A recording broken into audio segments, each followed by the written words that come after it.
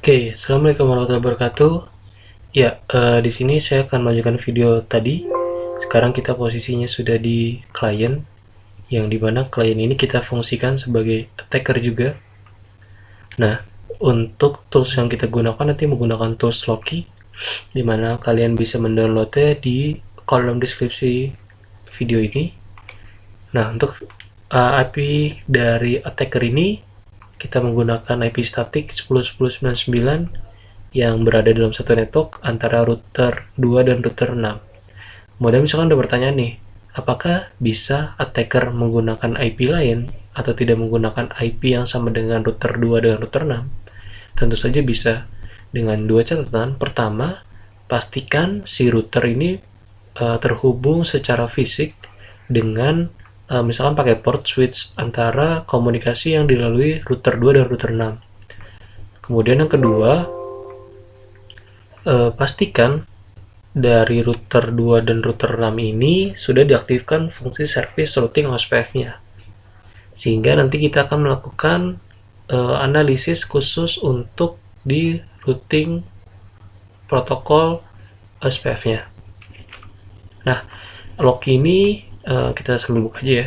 Ini kita close. Nah, Loki ini dia difungsikan sebagai penetration layer 3, yaitu misalkan buat OSPF, IGRP, kemudian RIP. Nah, si Loki ini nanti akan melakukan pertama cracking password, kemudian yang kedua nanti akan melakukan root injection atau menambahkan alamat IP network baru yang difungsikan atau disisipkan mungkin untuk kepentingan pribadi.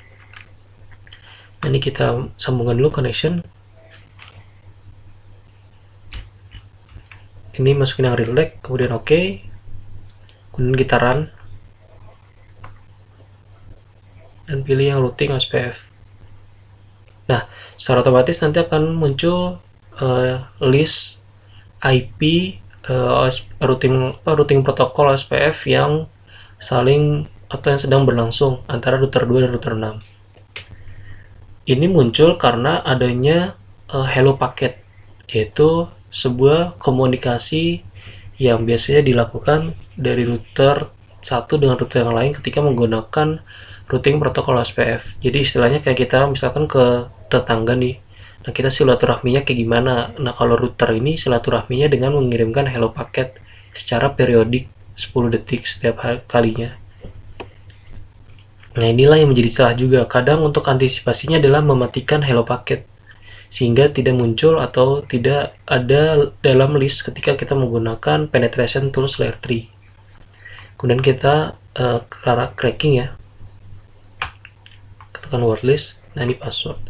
Nah word list ini ibarat kata kayak kumpulan kalimat-kalimat atau kata-kata yang memungkinkan atau yang mendekati password yang dibuat. Jadi kayak misalkan kata-kata yang sering kita ucap atau enggak kita sering dengar yang biasanya menjadi rujukan password.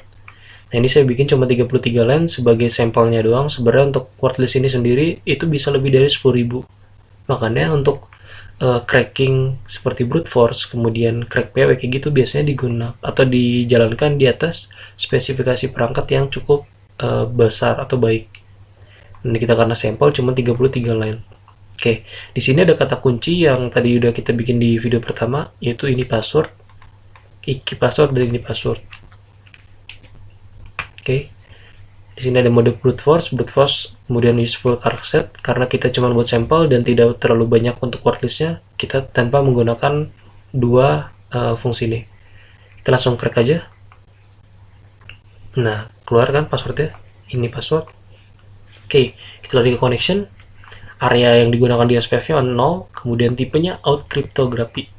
Key-nya berarti ini password. Nah, untuk melakukan connection sebelum ke root injection, kita harus melalui dua tahap. Pertama, pastikan kita sudah mengetahui key passwordnya dengan melakukan cracking.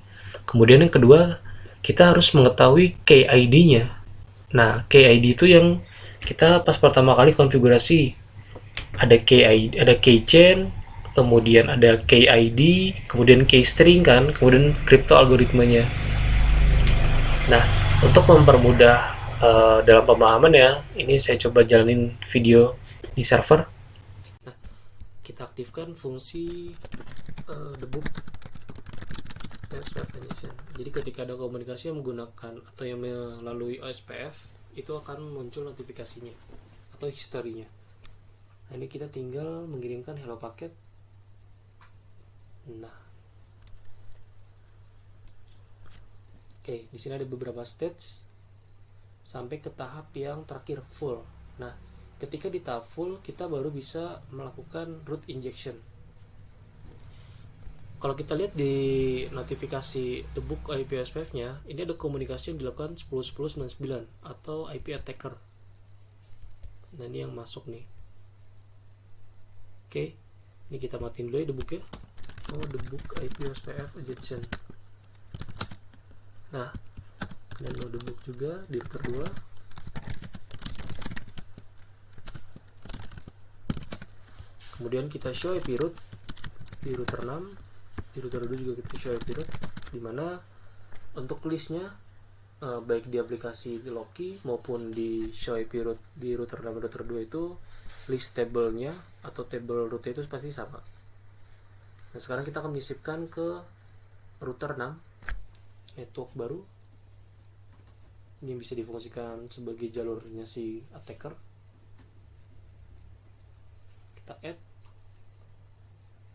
Oke.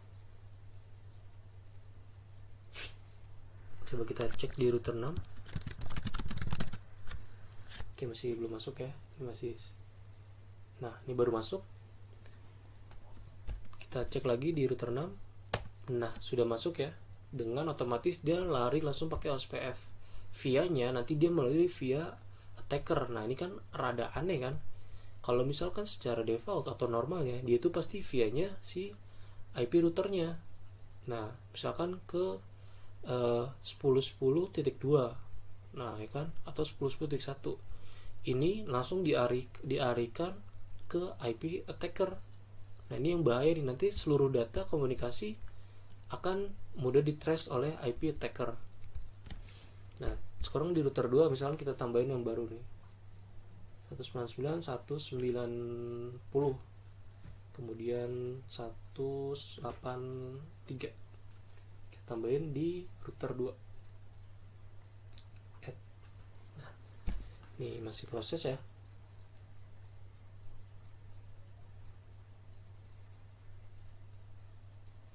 Oke, kita tunggu dulu. Oh, ini orang larinya ke router 6. Cek di router 2. Oh, di router 2. Nah, di router 2 itu sudah berubah ya. Jadi 199, 190, 183, 0. Nah, ini kalau kita lihat yang tadinya sebelumnya kita tambahin 199, kemudian 199.0, dia otomatis berubah menjadi yang terbaru. Nah, ini cukup unik juga untuk tools cracking ya, yang digunakan pakai Loki. Coba kita tambah lagi ini yang kedua. Kita tunggu dulu. Coba kita verify. Masih belum muncul ya. Oke. Masih belum muncul.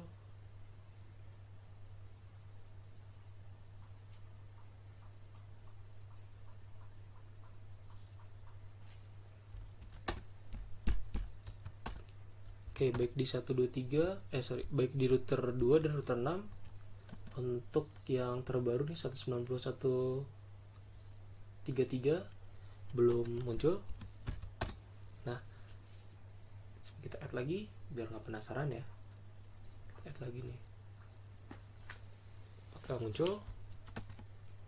Nah, kalau kita lihat di router 2, dia secara otomatis akan muncul nih. Nah, udah ketambah nih di router 6 juga udah ketambah. Udah keganti, sorry. Nah, udah terganti. Nah, ini membuktikan untuk root injection ini sebenarnya cuma bisa menambah halaman satu network doang.